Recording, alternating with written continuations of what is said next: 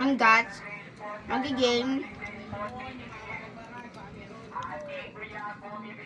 magiging nag-ano ho, Maging ang kuryente. windmill, nagiging, Pero windmill galing haron na source mo it electricity ron, nagka-produce mo it electricity. Tapos paano nagiging kuryente yung ano, saan iniipon yung sa windmill yung electricity? Paano nangyayari yon? sa hangin. Sa hangin? Paano nagkaroon kita electricity iya? Sa windmill. Dahil sa windmill? Pwede din sa